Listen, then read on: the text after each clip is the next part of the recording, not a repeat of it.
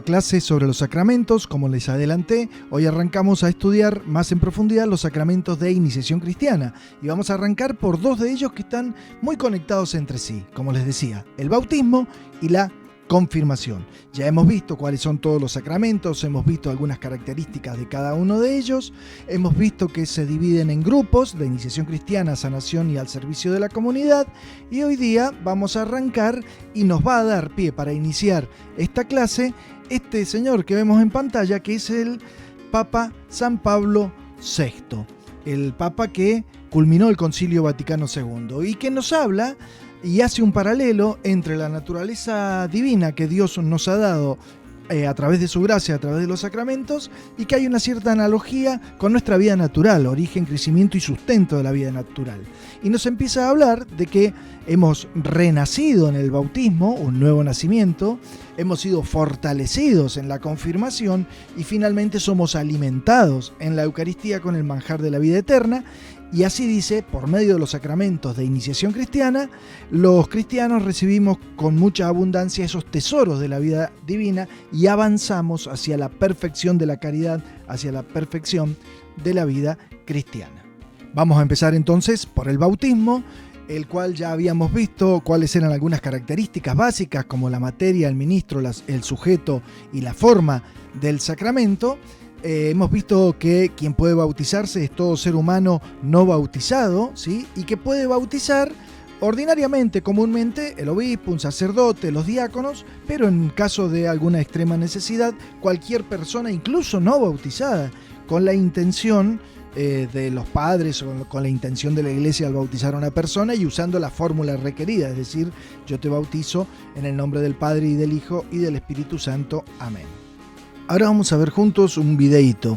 Les aconsejo que vayan tomando algún apuntito, porque después al final les voy a dejar una serie de preguntitas, un pequeño juego respecto a los videitos que vamos a ver incrustados dentro de nuestra clase.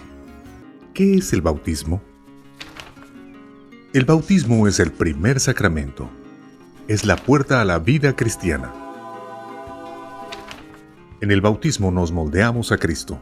Es decir, adoptamos su forma para identificarnos mejor con Él. Esto no significa que vamos a tener barbas, extensiones de pelo y un cambio total durante el bautismo. No. En el bautismo nosotros compartimos la muerte y la resurrección de Cristo. Suena místico. Y lo es. Y esto es lo que significa. En el bautismo nos sumergen en agua.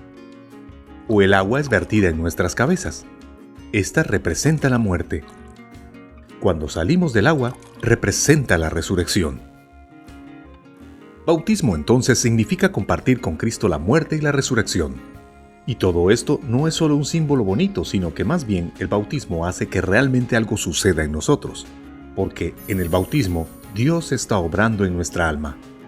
El viejo hombre pecador muere y una nueva creación surge a una vida nueva.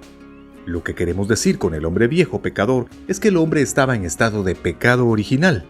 ¿Qué es el pecado original? Ya hemos visto esta pregunta antes.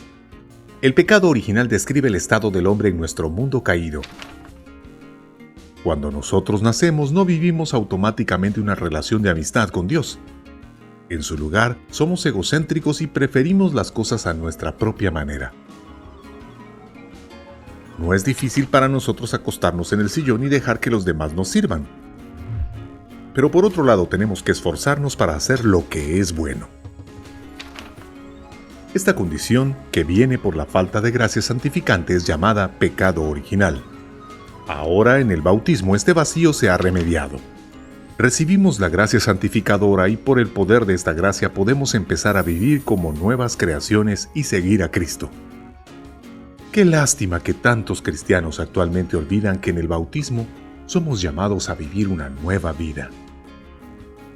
El hecho de que una nueva vida inicia con el bautismo es también expresado por otros signos en su celebración. Por ejemplo, en el bautismo recibimos nuestro nombre. Eso demuestra que nos hemos convertido en una nueva creación. Dios nos llama por nombre a vivir como sus hijos. En el bautismo también recibimos ropa nueva, blanca. Eso representa que todos nuestros pecados han sido lavados con el bautismo. Estamos llamados a vivir una vida pura y a evitar mancharnos con el pecado. Tercero, recibimos la candela bautismal durante el bautismo. La luz representa la gracia que recibimos en el sacramento. Con la ayuda de la luz de la gracia, podemos encontrar y conocer el camino que nos lleva a Dios. Para resumir, el bautismo es el inicio de nuestra vida de gracia, una vida en la cual estamos llamados a seguir a Cristo. Sumergir, hemos visto en el video recién que hablaba de el agua como un elemento esencial en el bautismo. Bautismo viene justamente de la palabra baptizare, que significa sumergir. Este sumergir tiene como un doble significado. Es estar sumergidos en el agua como si nos sumergiéramos en la muerte de Cristo y salimos del agua resucitados como Cristo resucita y sale de la tumba. O sea, tiene como esa doble participación. En el bautismo ocurre un verdadero nuevo nacimiento. Es más, deberíamos celebrar más el día de nuestro bautismo que el día de nuestro nacimiento, porque en el bautismo hemos sido rehechos hombres nuevos, hemos sido hechos hijos de Dios. Por eso el bautismo es el fundamento y puerta de la vida cristiana y produce muchos efectos en nosotros. El primero de ellos es ser liberados del pecado. ¿Qué pecado? Bueno, el pecado original que arrastra a la humanidad por generación desde Adán y Eva, ¿sí? Que ha herido nuestra naturaleza humana, y si la persona que va a ser bautizada es una persona mayor, también es liberado de todos los pecados pasados de su vida. Como dijimos, somos regenerados, hechos una nueva criatura, renacemos como verdaderos hijos de Dios. Nuestra naturaleza humana es elevada a una naturaleza sobrenatural. ¿Por qué? Porque nos hace Dios partícipes de su propia vida divina y nos hace miembros de la iglesia y por lo tanto miembros de Cristo, ¿sí? Ya que la iglesia, que somos todos nosotros, somos el cuerpo místico de Cristo, dice San Pablo. Entonces somos incorporados a Cristo, siendo Él la cabeza, como si todos nosotros formáramos un solo cuerpo o un solo edificio, también dirá San Pablo. Y por supuesto, entonces nos hace partícipes de la misión de la iglesia. ¿Qué otro nombre tiene el bautismo? Baño de regeneración en el Espíritu Santo, ya que es aquí también en el bautismo donde el Espíritu Santo ya nos marca como separados para Dios, ¿sí? Por eso es que somos ungidos por el óleo de los catecúmenos y por el óleo del Santo Crisma primero también, y esa unción que era típica de las unciones que se hacían antiguamente a los reyes, ¿no? Porque se ungía a aquel que era rey, aquel que era como elegido por Dios. Bueno, hemos sido ungidos y eso significa también que participamos de esta triple misión de Cristo, de ser sacerdote, profeta y rey. Al unirnos a Él, también nosotros nos transformamos en cierta manera en sacerdotes, profetas y reyes. Sacerdotes no presbíteros, no estamos hablando de eso, sino sacerdote en el sentido de que podemos dirigirnos a Dios e interceder por nosotros y por los demás. Cuando rezamos por alguien o cuando rezamos incluso el Padre Nuestro, que Jesús lo enseña, es una oración que enseña a rezarle en plural. ¿Sí? Padre Nuestro que estás en los cielos, empezamos hablándole, pero después empezamos pidiéndole en plural: venga a nosotros tu reino, danos hoy nuestro pan de cada día. Hablamos en plural.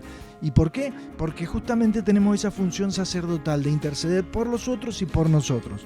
Profetas, porque también podemos echar luz y animar a este mundo que a veces se queda patinando en las oscuridades de los tiempos presentes, y como dice la frase que este año eligieron los murialdinos, estar atentos nosotros a los signos de los tiempos y echar luz sobre los signos de los tiempos, porque Dios también tiene algo que decirnos aún en épocas complicadas. Y somos reyes, aquello que soñábamos de chico cuando jugábamos a los caballeros, a los reyes, a las princesas, a las chicas. Bueno, era cierto, por el bautismo somos reyes, compartimos la realeza del mismo Jesucristo. Y después también, como veíamos en el video, también hay otros signos donde somos iluminados por la luz de Cristo, guiados por la luz de Cristo, somos revestidos como un hombre nuevo, ¿no? Y somos sellados y guardados para Dios.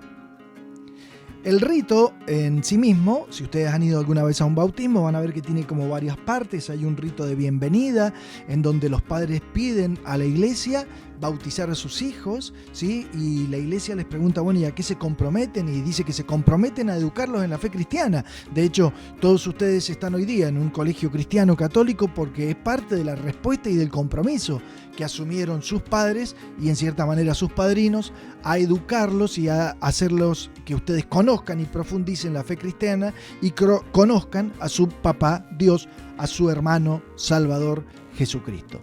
Luego vendrá la liturgia de la palabra, una oración universal pidiendo a los santos que intercedan por este nuevo bautizado, por el catecúmeno, la unción con el óleo de los catecúmenos. Fíjese que catecúmeno está como emparentado en familia de palabras con la palabra catequesis. Catecúmeno es aquel que se está preparando para entrar por el bautismo, por la puerta del bautismo a la unidad de la iglesia. Luego sí vendrá la bendición del agua, pidiéndole al Espíritu Santo que se derrame sobre esa agua. Vienen las renuncias al mal, renunciar a Satanás, renuncias que las dicen nuestros padres por nosotros si hemos sido bautizados de bebé, y la profesión de fe, o sea, el rezo del credo. Después de eso viene el rito bautismal en sí mismo, con las palabras y con la triple aspersión del agua sobre la cabeza. Yo te bautizo en el nombre del Padre, del Hijo y del Espíritu Santo. La unción con el Santo Crisma, como signo del don del Espíritu y la incorporación a la iglesia. Y luego hay una serie de ritos finales, como la vestidura blanca, porque ese niño ahora está en gracia de Dios, la entrega del cirio encendido, como habíamos visto, que es la luz de Cristo, y se reza el Padre Nuestro, porque ese niño también se le tocan la boca y los oídos, le toca el celebrante, porque como signo de que ese niño ahora ha abierto sus oídos al mensaje del Evangelio, y además con su boca va a poder rezarle a Dios y decirle Padre, verdaderamente Padre, porque a partir de ahora es verdadero Hijo de Dios. Y ahora sí, vamos entonces con el sacramento de la confirmación, el segundo sacramento de iniciación cristiana, respecto al cual ya habíamos hablado de cuáles eran sus 4 componentes principales en el caso de una celebración: la materia, el ministro, el sujeto y la forma.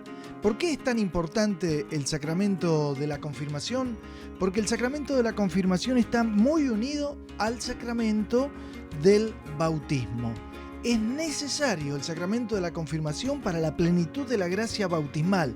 Viene a completar el bautismo. O sea, ese sí que hemos dado en nuestro bautismo y que no lo dimos muchas veces nosotros porque éramos muy pequeños y entonces nuestros padres pusieron su boca y su compromiso por nosotros. Ahora somos nosotros los que, ya en uso de razón, ya habiendo crecido, ya siendo responsables de nuestros actos, le pedimos al Señor que nos confirme en esa fe que hemos recibido en el bautismo. Entonces viene a completar y recibimos por segunda vez al Espíritu Santo, que ya lo habíamos recibido, por supuesto, en el bautismo. Ahora lo recibimos y nos fortalece, nos une más íntimamente a Cristo y por eso nos une más íntimamente a la iglesia, ¿sí? Esto hace que el Espíritu Santo se derrame en nosotros dándonos sus dones, y vamos a ver más enseguida cuáles son los efectos que produce en nosotros el sacramento de la confirmación. El sujeto del sacramento, como para repasar, dijimos que era todo bautizado no confirmado, o sea, no toda persona, sino toda persona que previamente haya sido bautizada. Como vimos antes, el bautismo es la puerta de entrada en la fe, y que no haya sido confirmado nunca. Es conveniente, por supuesto, estar en estado de gracia para recibir cualquier sacramento. Por eso es que cuando uno se va a confirmar, sobre todo cuando uno es joven, siempre antes se pide que pasemos por el sacramento de la penitencia. Obviamente estar debidamente preparados para saber a qué nos estamos comprometiendo, porque no soy yo el que se confirma, sino que es Dios el que me confirma en mi fe. Y después, por último, conviene tener un padrino o madrina, así como también conviene en el bautismo, aunque no es estrictamente obligatorio tener padrino o madrina, aunque sea 1, 2, 3 o 4. Pero bueno, si hemos tenido padrino en el bautismo, por ahí está bueno, si tenemos todavía una buena relación, que sea el mismo, ¿sí? ¿Por qué? Porque el padrino es el que se compromete también a ayudar a los padres en la formación de la fe de una persona. Entonces, si ese padrino ha estado presente en mi vida espiritual, por ahí está bueno pedirle también que sea mi padrino o mi madrina de confirmación. El ministro del sacramento también habíamos dicho que en general es el obispo, el obispo de la diócesis, eso significa ordinario del lugar, el obispo de la diócesis, o cualquier sacerdote, cualquier presbítero que sea delegado por el obispo para que lo ayude, o bien porque son muchos los que están a la vez realizando el sacramento de la confirmación, o bien porque el obispo se debe ausentar y no puede estar presente en una comunidad donde hay un grupo que va a hacer la confirmación y entonces delega esta función en el párroco o en un sacerdote del lugar. ¿Cuáles son los signos y ritos del sacramento? Bueno, básicamente el signo de la unción con el Santo Crisma, que nos produce ese sello espiritual o carácter de la misma manera que se usaba el Santo Crisma en el sacramento del bautismo, ¿sí? En el sacramento del bautismo, antes de bautizar, ya somos signados por la unción con el Santo Crisma. En ese caso tiene el significado de purificación, ¿sí? De fortaleza. Y después del bautismo, es decir, en la confirmación, significa una consagración, es decir, hacer sagrada a la persona. Sagrado para la Biblia es lo mismo que santo, es como separado para Dios. Consagrar algo es como reservarlo para el Señor, reservarlo para Dios. Eso es lo que significa el gesto de esta consagración en la confirmación.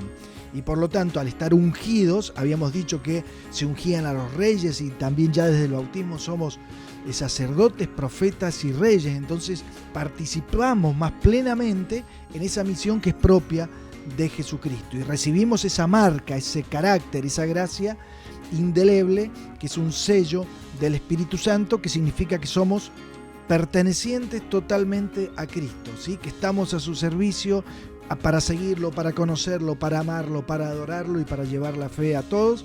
Y de paso también es como una protección divina a aquella persona que entregada totalmente a Dios un día se enfrenta a la gran prueba. Dice ahí gran prueba escatológica. Escatológica significa aquello que está más allá, ¿no?